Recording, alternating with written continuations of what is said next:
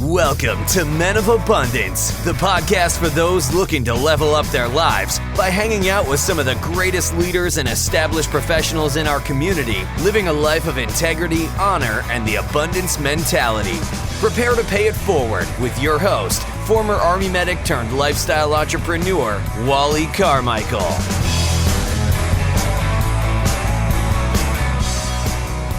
Aloha, all of you amazing, abundant leaders. Today we are talking to a man who used to deliver bread for a living. Now he's a writer and he is a lifestyle entrepreneur. If you don't know what that is, you are about to find out. Before we get started today, I'm very interested in knowing what is on your mind. I can only imagine that you're here listening to Men of Abundance because you have a strong desire to live a life of abundance, whatever that means to you. I would like to know what that is. I would like to know what's on your mind. What is your perfect example of living a life of abundance? And what do you feel is holding you back from doing that? Now, obviously, you can't answer those questions to me right here and now. You're saying it to yourself. You're answering those questions, but I can't hear you. I want to hear you. I want to hear what you have to say. The best way that I have for you and I to connect and have this conversation and benefit many others is for you to join our Men of Abundance community over on Facebook. Now, the other option is you and I can email back and forth, or we can get on the phone. And I would love to do that. I would love to get on the phone with many of you and have this conversation. But the problem is my time is limited. I can't possibly talk to everybody that I would love to talk to on the phone or even emailing back and forth. That's why I have this community, so that everybody can get involved and help each other out like Men of Abundance should be doing. Now, I realize some people don't like to get involved in these conversations, but many people, I find about 80% of the people in many groups are just observers. They're sitting there paying attention and watching the conversations, and they are getting a lot out of those conversations. So we can get in there, have these conversations, and I bring in experts from time to time because I obviously don't know everything, and I never claim that I do. But we have experts in there who can assist as well. And I do realize that some of you are not on Facebook. I respect that. That is why I'm also in the process of building a community that is going to be on my website at menofabundance.com. And it's going to be completely 100% private. That's where I'm going to have past guests, other experts, and we are going to have much deeper conversations. But for now, I have the Facebook group. And if you want to get involved in the Facebook group, if you want to join, just go to menofabundance.com/067 and click on the Join Our Community link. That will take you to the Facebook page. You just click on the green join button and boom, I'll go ahead and authorize you to have access. Once you get in there, I would love for you to introduce yourself to the group and tell us what living a life of abundance means to you and what you feel may be holding you back. Again, I realize many of you don't feel comfortable commenting in some of these groups, but join the group, hang around, see if you can get something out of it. And you may feel compelled to contact somebody offline to help them with whatever your expertise is. I definitely look forward to seeing you in the community. All right, as I said, our featured guest today used to deliver bread for a living. Now he writes. You can see many of his amazing words in cool places such as the Huffington Post, Entrepreneur Magazine, Mind Body Green, The Good Men Project, Fox News, and much more. His books have sold over 100,000 copies, and he has spoken at conferences and companies in 36 countries around the world. How amazing is that? His goal is to help you build a profitable lifestyle business without breaking your budget. That's intriguing. So you definitely want to pay attention to that. And you can find out much more about our featured guest at KimanziConstable.com. I will have that link in the show notes at menofabundance.com/067. Men of Abundance, it is my honor to introduce you to Kimanzi Constable. Kimanzi, welcome to Men of Abundance, man. How you doing? Thank you for having me, Wally. I'm pretty good. Good. Where are you at in the world? I am in Fort Lauderdale, Florida. Nice. I like Fort Lauderdale. Yeah. I've been all over Florida. I like it out there, man. It's a change for me to be in the United States for an extended period of time. Yeah, so where are you originally from? Where would you originally be? I guess the politically correct term is like I'm a digital nomad. I was born and raised in Milwaukee, Wisconsin, but then moved to Maui, Hawaii for a couple years. And then after that, the consulting side of my business took off. And then I started traveling to about 20 countries a year. So for the last like 2 or 3 years, I've been going to about 20 countries a year, staying for different places for 3 weeks at a time. Man, I love that. I absolutely love that. And that's part of the reason that you intrigued me in looking at what you're doing and what made me want to have you on the show, because I'm big into traveling. I love traveling. I've been to 23 countries on 5 continents. And it's just by far, to me, the best it's the best education and the best thing you can do for yourself and for your family if you can drag them along. Yeah, and you get to see things and experience things, and it opens your eyes to a lot of what's going on. It really does. It really does. Absolutely. So I like to start the show out basically the same way I start pretty much every morning, which is with an attitude of gratitude. What do you have to be grateful for today? Well, definitely that I'm alive, and that I'm breathing air, that my 3 children are healthy, that I do have the opportunity to wake up and live this kind of life, have a business that supports the kind of life that I want to live, that I'm not delivering bread in 0-degree weather in Wisconsin in the winter. Definitely grateful for that, and that I get to help people, who want to make big changes in their life and want to do something different, and being able to wake up every day and work with people and help people is definitely a blessing. And that's another reason I love the fact that you come from humble beginnings and to doing what you're doing now. And I just find that to be such an abundant mindset to take that route. So before we got started here, I gave a very brief bio about who you are, what you're doing, and what we talked about here today. But I would like to hear it from you. I'd like to hear kind of, where you got started and a little bit about where you're going to. We're going to get into the kick in the gut moment and that pivot point, enough is enough moment for you. But I want to hear a little bit more about you. Let's get a little bit personal. Yeah, so my story probably started when I was really young, and I wanted to communicate with this girl. I can't remember. I was in 2nd, 3rd, 4th grade. And I couldn't communicate with her verbally. I couldn't talk to her because I was terrified. But I wrote her a note, and I wrote her a letter. And that little love letter that I wrote to this girl in 3rd or 4th grade really started me on a journey of wanting to become a writer. And all through, as I was a kid, I wrote poems and short stories and novels and nonfiction books and all these different things that I wrote. And I carried that love of words with me. And my grandfather kind of fostered that, because every birthday I had, he would get my brother and I books, and we'd get lost in those books. And I wanted to tell stories like that. Unfortunately, when I was 17, I grew up in a very deeply religious home. And when I was 17, my parents said that I wasn't following the rules, so they kicked me out. And at 17, I was homeless. I was living on the streets. I was going to school, and I was trying to maintain 3 jobs. And during that time, something had to give, and I need to survive. So I ended up dropping out of high school so that I could work and I could get off the streets. And I did. I worked. I got off the streets, got some better jobs. I went back and got my GED. But at that point, my dream of becoming a writer just kind of died. And at that point, it was a matter of developing a business. I met a woman. We ended up getting married the day after I turned 18. A year later, we had our first child. And at that point, it wasn't about the dream. It was just about supporting the family. So I started a business in the service industry, in the bread industry. And I started a business that was a vacation relief service for independent bread operators in Wisconsin. And that business quickly grew to be $500,000 a year, and it was operating in 3 states. And it could have been a really good business for somebody that knew how to manage it. But me, as a cocky teenager, I did not know how to manage a business like that, and I completely mismanaged it. But the business kind of limped along for 12 years. That's what I did. And because I mismanaged a business, it meant that I was always in the business, meaning I always had to get on the bread truck every morning and deliver the bread. And so I hated what I did.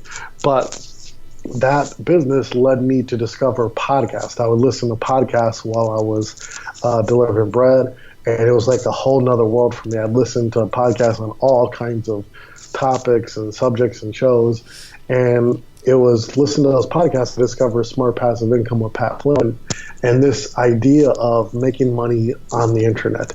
I'd never even thought about that or heard that. I didn't own a computer, and all of that just seemed kind of out there, and it seemed kind of fake to me. But it was real, and people were doing it. So it got me excited. So in mid-2011, I said, enough is enough. I want to talk about what the everyday working person went through. I rediscovered my love of writing. I just started writing about what the working person went through.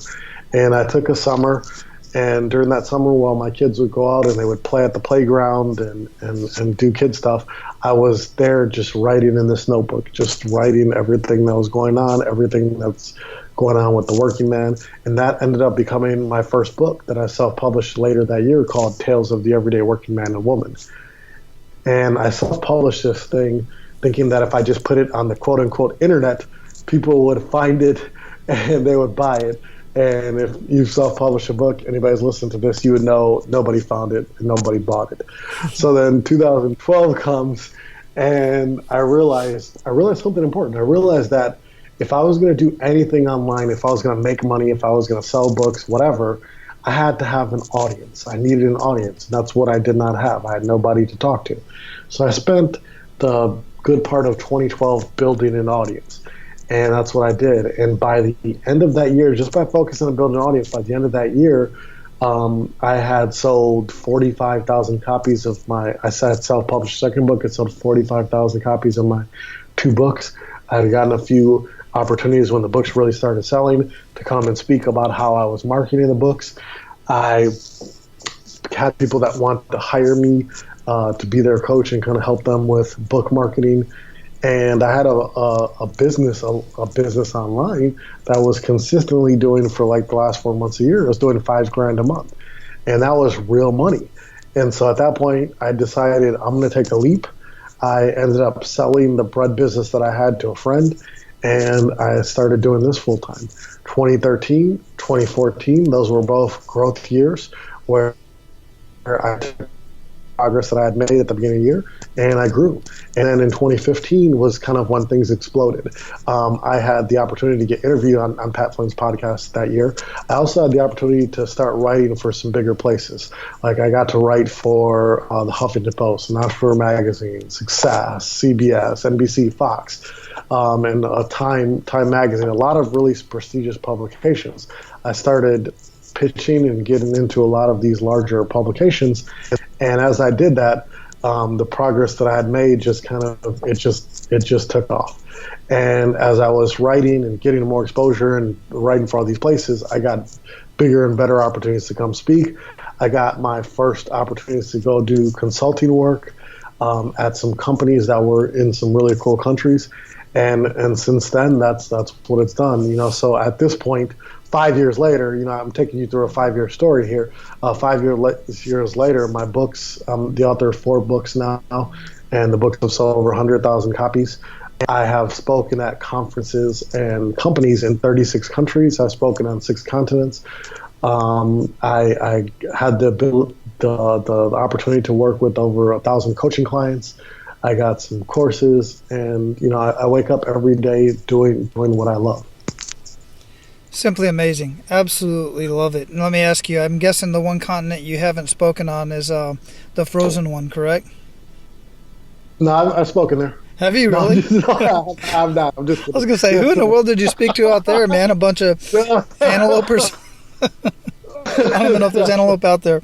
That's the one continent I have no desire to go to. I have one to get to, and that is Australia, New Zealand area. And I'm so close living out here in Hawaii, which, by the way, I have a friend of mine, Patrick Snow, who lives on Maui, and he's got a consulting, and he's a keynote speaker as well. And he's told me this a couple times, is Maui is by far the worst place to live for a public speaker, for a keynote speaker, because most of his gigs are on the mainland, and he's finding himself spending more time in the air than he is on the ground, with all, it's a good thing. He's getting a lot of gigs, but it's just hard on to do all that traveling, being in the air for so long. It's worse internationally because you would think, like, even to go to a place like Japan, you would think, I could just fly the other way. But no, you got to go to the East Coast or the West Coast first, pick up some more people in Seattle or LAX, and then you head over there. And it's just, it is a lot of time in year. I didn't realize that you were in Hawaii. That's pretty cool. Yeah, I'm on the island of Oahu. Yeah, and you can fly directly to Japan. I've flown to Japan. I've flown to Korea from here, and there are direct flights. On certain airlines, right? Yeah. I've flown, I believe it's most of the time United because I get a lot of miles that way. But one time I flew JAL, Japan Airlines. Yep. Oh my goodness, what an amazing airline to fly on. I only fly Delta and SkyTeam because I'm Diamond with Delta now. So if I fly with any other airline, it's like burning miles. Mm-hmm. I'm the same way. I've always had miles with United, and it's so nice to be able to sit in that Sky Lounge and look important. Exactly. It's a lot of fun. But anyway, so how long were you, if you don't mind me asking, how long were you homeless for? I was homeless for about a year. Wow. I have this conversation, my wife and I have this conversation quite often, because once in a while, out here in Hawaii, we have quite a few homeless, and a lot of them are veterans. And they're trying to, clean that up. They're hiring some guy to bring him in to help out with that. But, I have conversations. Years ago, I don't do it much anymore, but even a friend of mine had conversations with, homeless people. And I just like to ask, what got you here? What's your situation? And you just never know. You just never know where they came from. You never know what their goals and aspirations are. And quite frankly, Hawaii is a little different because to be homeless in Hawaii is not necessarily a terrible thing because the weather's almost always pretty good. There's showers on the beaches. There's natural food growing everywhere. Quite a few places with mangoes and avocado and stuff like that. But the housing here is just so expensive. There are families that are homeless here that have jobs and they have cars and they have scooters, the little mopeds. They just cannot afford the housing here, or they end up in a house with 3, 4, 5 families in one home. So my point is in saying all that is that you just never really know when you see somebody who's in that situation what got them there, where they came from, and where they want to be. Exactly. I remember when I lived on Maui, I remember seeing stories on the news on Hawaii News Now about they were even offering to pay for plane tickets for the homeless to leave Hawaii and to go back to whatever state that they came from. It's pretty bad situation over there. Well, yeah, and then there's the other stories on the other side of that states have given their homeless one-way tickets to Hawaii. Yeah, it's so pretty crazy. Yeah, it is. So, what was it that got you out of that situation? What was the catapult that helped you out of that? Or was it a catapult? Was it a gradual thing? Yeah, for me, it was, I ended up getting 3 jobs, 3 minimum wage jobs, and just working those jobs hard and saving money for a period of time till where I could find a cheap apartment that I could afford, and then to be able to put down the security deposit, down payment, and then eventually get off the streets. Good for you. Yeah, so just basically just hard work and doing whatever it is that you could get. Exactly. Yeah, good for you.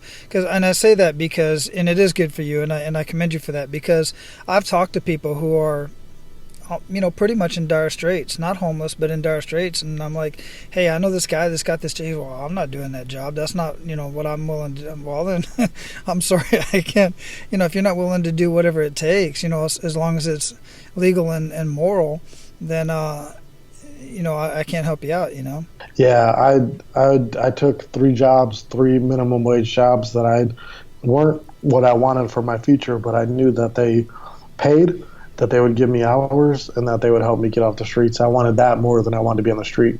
Right, absolutely. And what'd you learn from that situation? I learned that you are stronger than you think you are, or at least that inner strength is in you.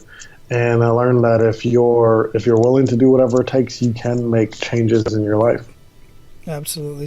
And also the kindness of strangers. I had a lot of people that were kind to me along the way, maybe threw me a couple bucks or something to that effect, many different times.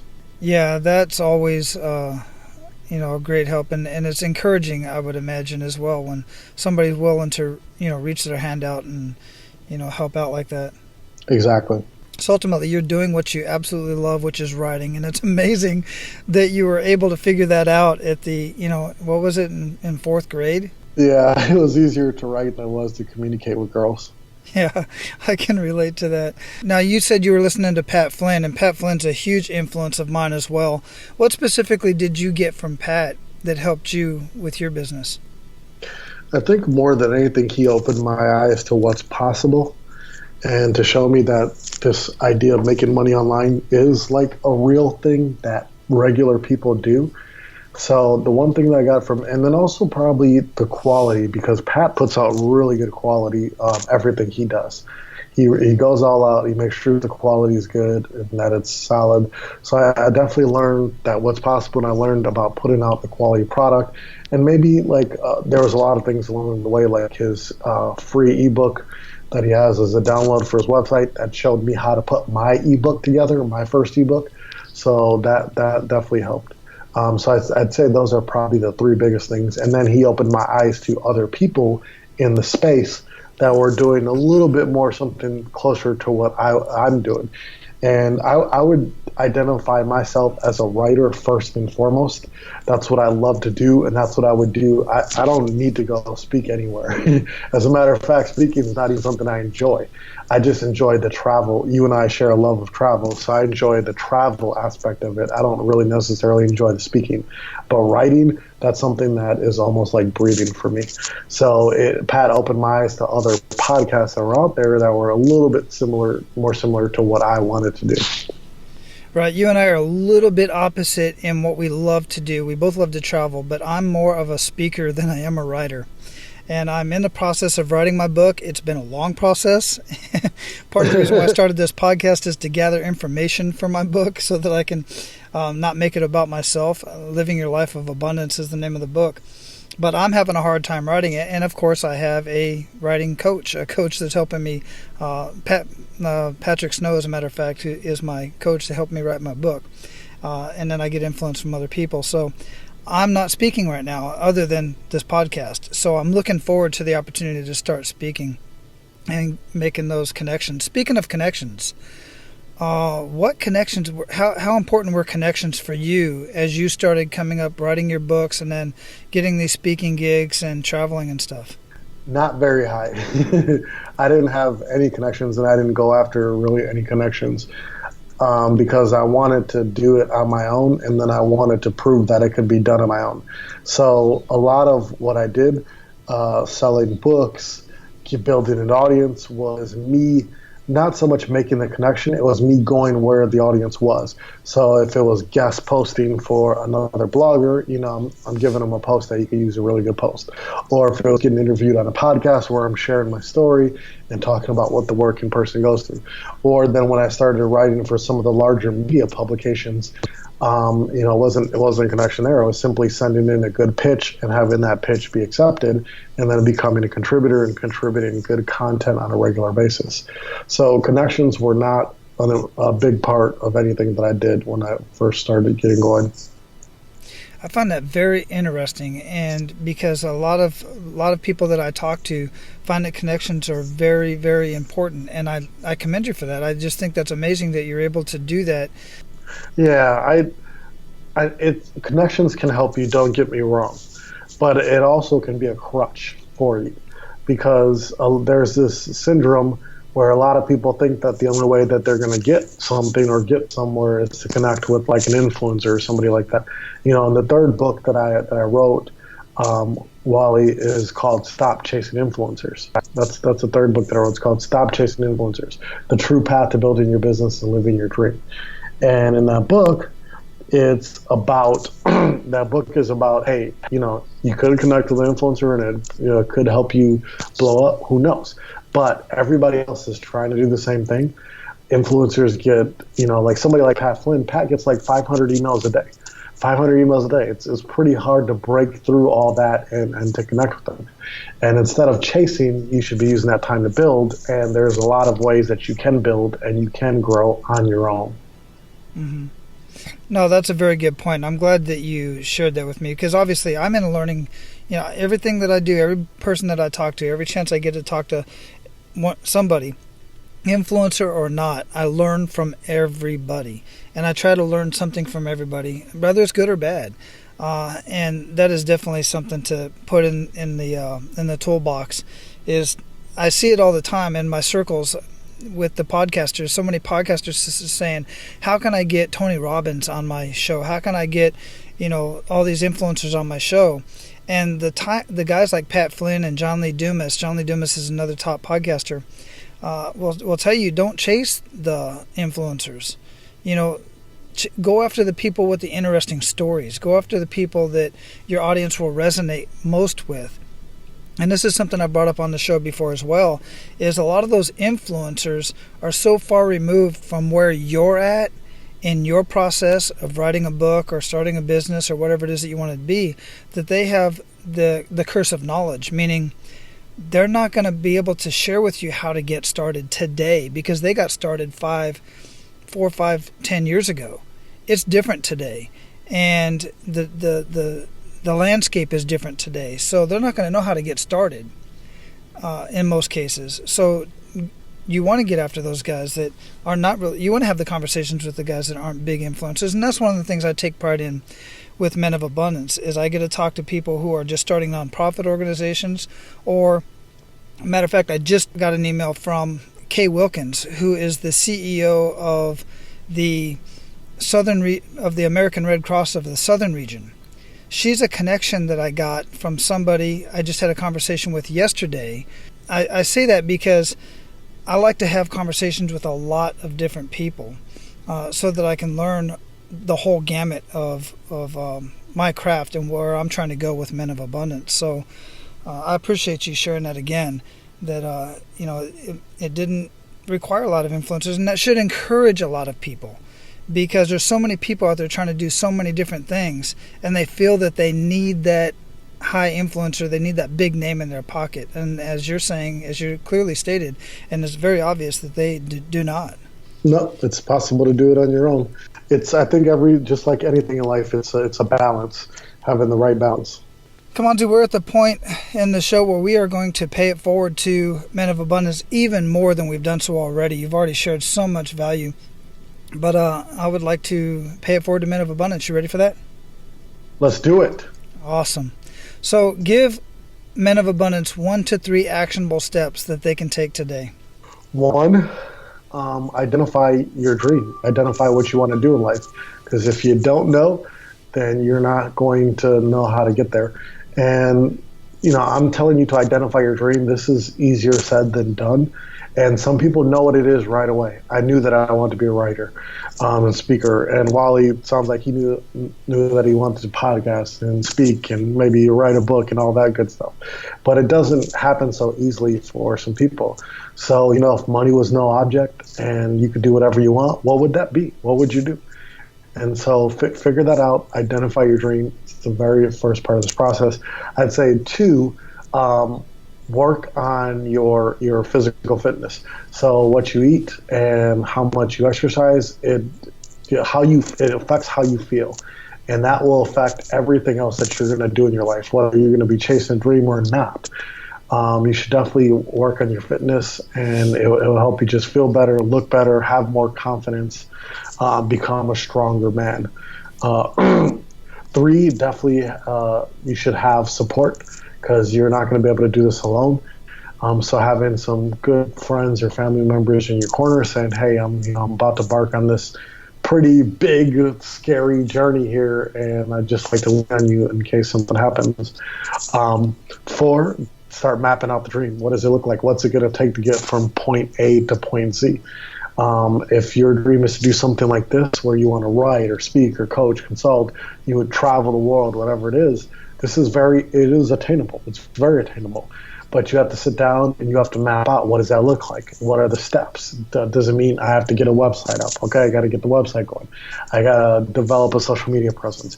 I got to go record myself speaking so that I have a speaker reel. I have to maybe add my fees for the services that I'm going to offer. Start mapping out all the things that you need to do to get to where you want to go. And then, of course, take the first few steps, try it out, see where you need to adjust your plan, but have a plan in place that's going to set you up for success. Don't wing it. Winging it is not going to get you there. Think about 2017. What are some of the big things that you want to accomplish in 2017 and even beyond? Map those out and start setting goals for yourself and take action on those goals. And realize that along the way, you're probably going to stumble, you're probably going to fall, things aren't going to go as planned. It's all in your mindset. You choose whether or not you're going to let whatever happens to you sidetrack you, derail you, or make you quit, or if you're going to get stronger and move forward. You have a choice to make. So realize obstacles are going to come and choose to move forward despite those obstacles. Yeah, excellent. I love it. So before we move on, I have a couple more questions and to pay it forward around. But what I really want to ask you is, you mentioned to those that haven't really found, it takes longer for some people to find what they really love. And I completely agree with that. What would you say to those that feel that they have not found what they really love? What would help them along in doing that? I would say you probably want to read. There's probably a couple really good books out there that you could find and you could read. One of them that I would recommend is a book called 48 Days to the Work You Love by a man named Dan Miller. And the book isn't necessarily about finding your dream job in 48 days. It's about figuring some things out about yourself and figuring some things out about what you want to do in life. And that's one of those books that if you don't know what you want to do, it's a really good starting place to kind of help you get some things in place. Another book that I'd probably recommend is Essentialism by Greg McKeown. That's a really good book that will really help you evaluate what's important and what's not. And that will help you get on that path of figuring out. I would say talk to some people. Talk to some people that know you, that have been around you, that love you, and that maybe would have some insights that you probably don't see for yourself. And then just start thinking practically, what are some things that I enjoy to do? Maybe what are some things that I'm good at?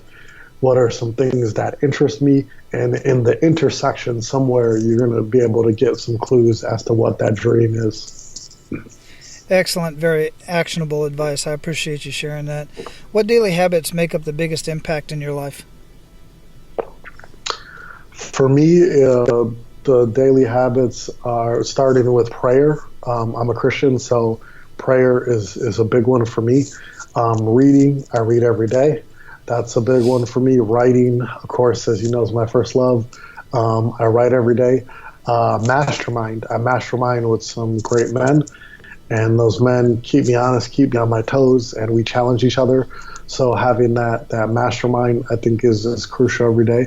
And then having a plan for each day. The night before, I'll sit down and I'll come up with my plan for the next day so that I don't just wake up and because with what I do, when you have, I came from a place of having no free time at all with doing the bread business and then having a family and then trying to build this on the side. I had no time. Now I come to the place where I have unlimited amounts of times because this business has created freedom and a lot of time. So if I don't check myself, it'd be very easy for me to waste an entire day watching Netflix, getting caught up on some series, and not doing anything. So creating a plan the night before is definitely one thing that helps as well. Perfect.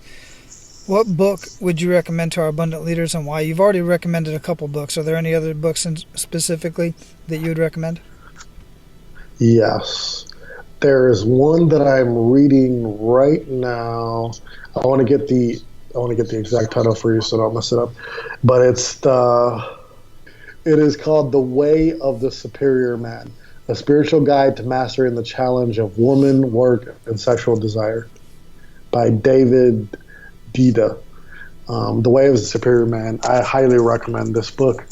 It's just a book that talks about being a man and the challenges we face in masculinity, and it's an incredible book.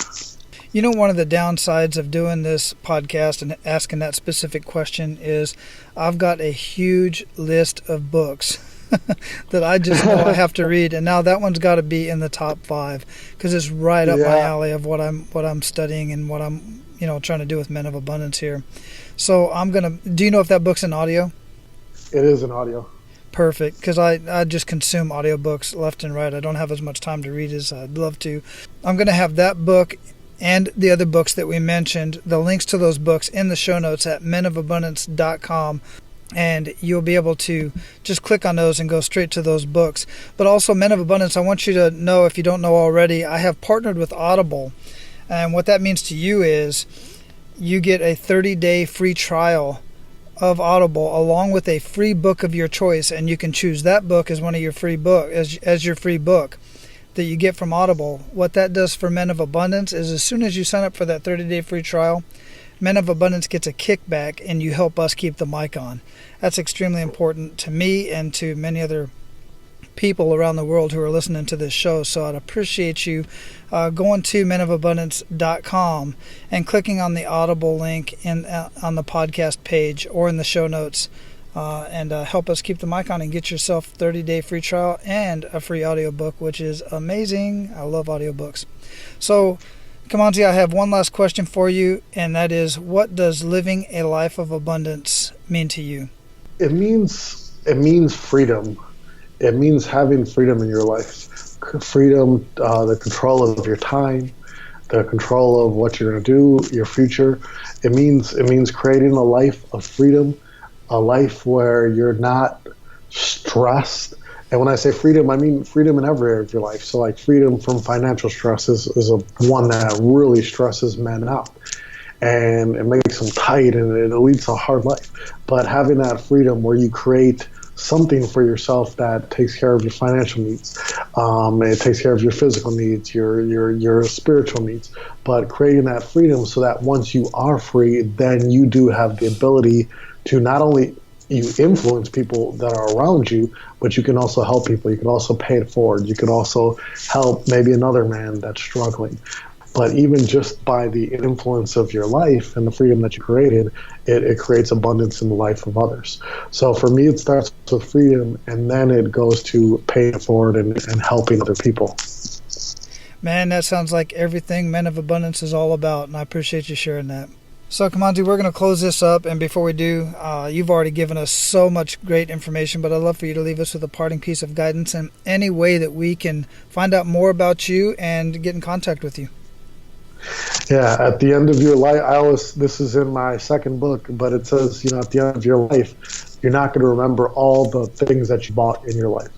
You're going to remember and you're going to cherish the experiences that you had. So don't live life for things or material possessions. Live your life for experiences. Go out there and make amazing experiences. You're going to have some good, you're going to have some bad. I've had a good life. You've heard my story here in a 40-minute podcast, and you're probably like, wow, it sounds pretty cool. But, I had like one of the worst years of my life this year. This was a hard year. I was depressed for months. I had gone through the end of a 17-year marriage. Then I had gotten into a relationship with another woman in another country, and that turned out to be pretty bad. Business took a hit. It was a horrible year. But I still come to the end of this year smiling because guess what? The new year is right around the corner. I'm still breathing air. There's still another opportunity to make things better. There's still another opportunity to go out there and help people. So, live your life for experiences. The good ones you'll love and you'll cherish forever. The bad ones will teach you lessons, invaluable life lessons. Learn those lessons, but cherish those experiences.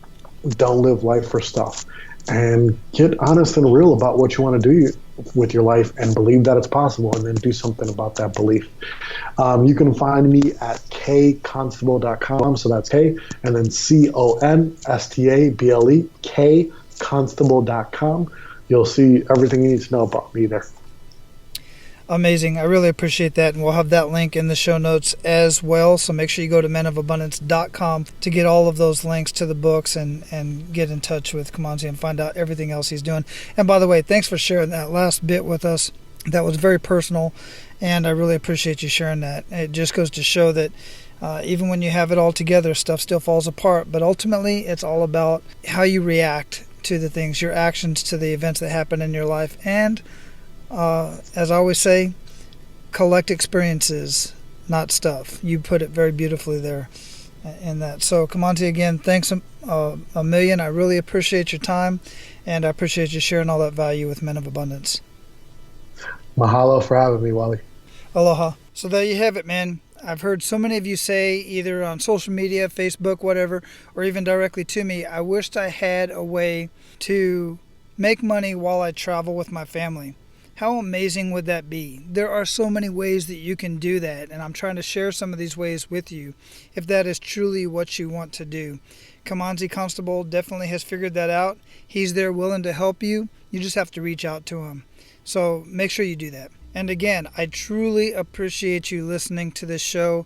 I appreciate you listening to the podcast, sharing it, leaving your reviews over on iTunes. But I really want you to get into the conversation. The best way for you to start living your life of abundance is to get around men who are doing that. To get around men who are either where you want to be or on their way to where you want to be. And the best way to do that right now is to join our private closed Facebook group. And you can do that in this episode at menofabundance.com/067. Right there in the link under the intro to this episode, it says join our community. Click on that and then click on the green join button on Facebook and I'll give you access. I look forward to seeing you in there. When you get in there, please introduce yourself. Don't just stand by. It's better to get involved. But if you just want to be a fly on the wall, that's cool too. I look forward to seeing you there. Now go out and live your life of abundance and make sure to pay it forward.